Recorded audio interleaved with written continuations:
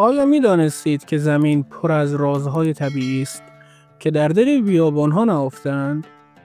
در این ویدیو به معرفی 10 تا از بزرگترین و مهمترین کویرهای جهان خواهیم پرداخت.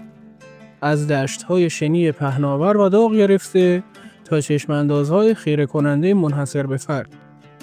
هر کویر داستانی برای گفتن دارد. با ما همراه باشید تا با این اکوسیستم‌های شگفت‌انگیز آشنا شویم و زیبایی‌ها و چالش‌های اون رو کشف کنید. بیایید با هم به سفری هیجان‌انگیز در دل بیابان‌ها برویم. اولین مورد، کویر بزرگ. یک کویر نیمه خشک واقع در ایالات متحده است. این کویر با مساحتی حدود 492,000 کیلومتر مربع بزرگترین کویر داخلی ایالات متحده به شمار میاد و به دلیل موقعیت جغرافیاییش دارای آب و هوای متنوع است. دماهای اون تو تابستون گرم و در زمستان سرد میشه و بارش سالانش معمولاً کمتر از 250 میلیمتره. وجود دریاچه‌های نمکی و زمین‌های خشک این کویر را به مکانی منحصر به فرد تبدیل کرده. وجود اکوسیستم‌های متنوع از جمله گیاهان و جانوران بومی نشون دهنده سازگاری این منطقه با شرایط سخت محیطیه. با توجه به مناظر طبیعی خیره کننده و تنوع زیستی، کویر بزرگ یکی از مقاصد محبوب برای گردشگران و پژوهشگران به شمار میاد. دومین مورد، کویر صحرا. بزرگترین کویر داغ جهانه که تو شمال آفریقا واقع شده و مساحتی حدود 9.2 میلیون کیلومتر مربع. به دلیل شرایط آب و هوایی شدید، دارای دماهای بسیار بالا تو تابستون و سردی در شب‌های زمستانه. بارش سالانه این منطقه به طور متوسط کمتر از 25 میلیمتر هستش که باعث شده صحرا یکی از خشک‌ترین نقاط زمین باشه. صحرا به عنوان یک منبع غنی از منابع طبیعی چون نفت و گاز شناخته میشه و همچنین دارای جاذبه‌های گردشگری بی‌نظیر نظیر دنیای شگفت‌انگیز تپه‌های شنی و سنگ‌نوشته‌های باستانی هستش. سومین مورد، کویر گوبی. یکی از بزرگترین کویرهای جهانه که تو آسیای مرکزی و شرق آسیا واقع شده. این کویر با مساحتی حدود 1.3 میلیون کیلومتر مربع به عنوان یک کویر نیمه خشک شناخته میشه و دارای ویژگی‌های جغرافیایی متنوعی هستش که شامل تپه‌های شنی، دشت‌های سنگی و کوه‌های مرتفع میشه.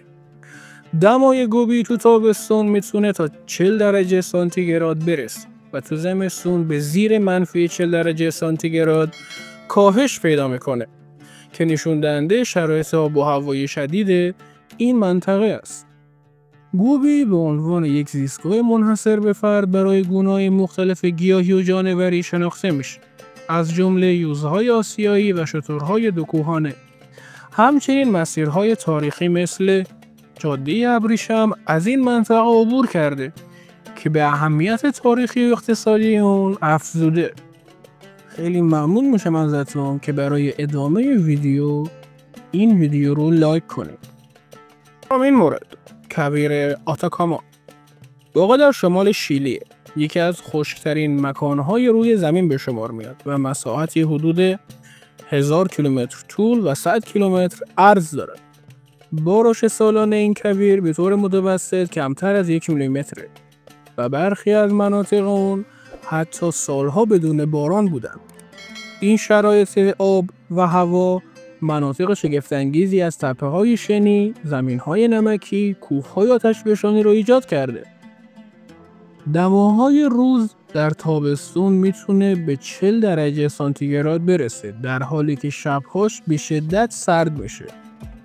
به عنوان محلی برای تحقیقات علمی و نجومی شناخته میشه. وجود معادن نمک، مس و نقره تو این منطقه اون رو به یکی از مراکز اقتصادی مهم شیلی تبدیل کرده. همچنین تنوع زیستی خاصی در این کویر وجود داره. این کویر نه تنها جاذبه‌های طبیعی فوق‌العاده داره، بلکه به عنوان یکی از مقاصد گردشگری محسوب میشه، به ویژه برای علاقه‌مندان به نجوم و عکاسی. پنجمین مورد، کویر کالاهاری. در جنوب آفریقا واقع شده. این کویر با مساحتی حدود 900,000 کیلومتر مربع به عنوان یک کویر نیمه خشک شناخته میشه و به خاطر تپه‌های شنی قرمز و چشم‌اندازهای وسیعش معروفه.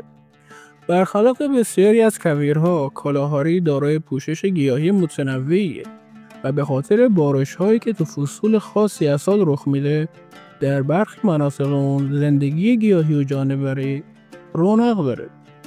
کالاهاری زیستگاه گونه‌های مختلفی از جانوران از جمله شیرها، پلنگ‌ها و گونه‌های مختلف آهوها هستش. این کویر به عنوان یک مقصد گردشگری جذاب برای علاقه‌مندان به طبیعت و فرهنگ‌های محلی محسوب میشه و فعالیت‌های نظیر سافاری و کمپینگ تون رواج داره.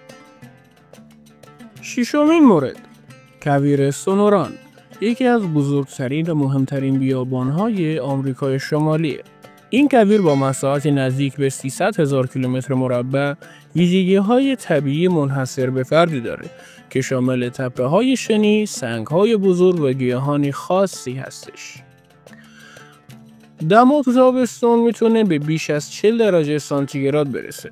بارش تو این منطقه بسیار کمه و بیشتر تو فصل‌های زمستون و تابستون به صورت ناگهانی و کوتاه مدت اتفاق میافته. این منطقه خانه‌ای برای گونه‌های مختلفی از حیوانات هستش، از جمله مارها، لاک‌پشت‌آب و پرندگان بومی. سونوران به عنوان یک اکوسیستم بی‌نظیر شناخته میشه که تنوع زیستی بالایی داره.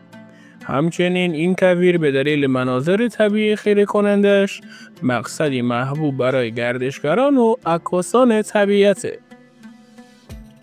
این مورد، کویر لوت، یکی از بزرگترین و گرمترین کویرهای ایران و جهان، در جنوب شرقی کشور واقع شده. این کویر با مساحتی حدود 100,000 کیلومتر مربع به عنوان یکی از بیابان‌های خشک و بی‌نظیر شناخته میشه. دما تو برخی نقاط این کویر به ویژه تو تابستون میتونه به بیش از 60 درجه سانتیگراد برسه. به همین دلیل لوت به عنوان یکی از گرمترین نقاط زمین ثبت شده. ویژگی‌های طبیعی این منطقه شامل تپه‌های شنی، دشت‌های نمکی و سنگ‌های آتشفشانی هستش که مناظر خیره کننده رو به وجود آورده. کویر لوت همچنین دارای تنوع زیستی خاصی هستش. اگرچه شرایط سخت اون زندگی رو برای بسیاری از گونه‌ها دشوار کرده، تو این منطقه میتونه گونه‌های نادری از گیاهان و جانوران رو مشاهده کنیم که به طور خاص به شرایط بیابانی سازگار شدن. علاوه بر این، لوت به عنوان یک سایت مهم باستانی شناخته میشه و آثار تاریخی و فرهنگی متعددی از دوره‌های مختلف تو اون یافت شده. زیبایی طبیعی و آرامش این کویر اون رو به یک مقصد جذاب برای گردشگران و دوستداران طبیعت تبدیل کرده. به نظرتون تا اینجای ویدیو اسم کدوم یکی از کویرهای ایران به جز لوت تو لیست خالیه؟ خیلی ممنون میشم که نظراتتون رو تو کامنت ها با هم به اشتراک بذارید. هشتمین مورد، کویر عربستان که به عنوان رب الخالی نیز شناخته میشه. یکی از بزرگترین بیابان‌های دنیای عربستان سعودی و خاورمیانه. این کویر با مساحتی بالغ بر 1,000,000 کیلومتر مربع از دشت‌های شنی، تپه‌های بلند تشکیل شده و به عنوان یکی از خشکترین و گرمترین مناطق جهان شناخته میشه.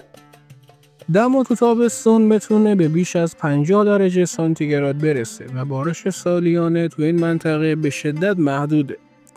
ویژگی‌های جغرافیایی و اقلیمی اون اکوسیستم خاصی رو وجود آورده که تو اون زندگی وحش و گیاهان به شدت تحت تاثیر شرایط خشک و بیابانی قرار گرفته. تو این منطقه میتونیم برخی از حیوانات مثل شترها، یوزها و پرندگان بومی رو مشاهده کنیم.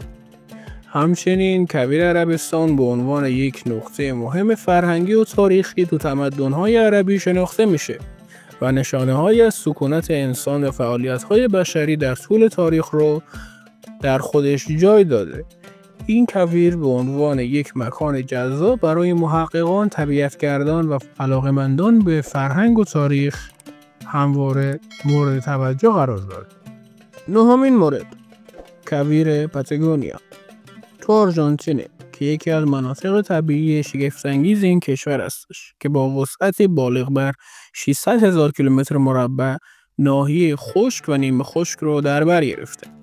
این کویر به دلیل شرایط جوی خاص دارای دماهای بسیار پایین تو زمستون و دماهای گرم تو تابستونه. همچنین پدیده‌های طبیعی مثل تپه‌های شنی، سنگ‌های عجیب و غریب و دریاچه‌های نمکی از ویژگی‌های بارز این منطقه به شمار میاد. پاتاگونیا به عنوان یکی از مقاصد محبوب گردشگری تو آرژانتین شناخته میشه و جاذبه‌های طبیعی اون شامل پارک‌های ملی، حیات وحش متنوع و مناظر بکر هستش.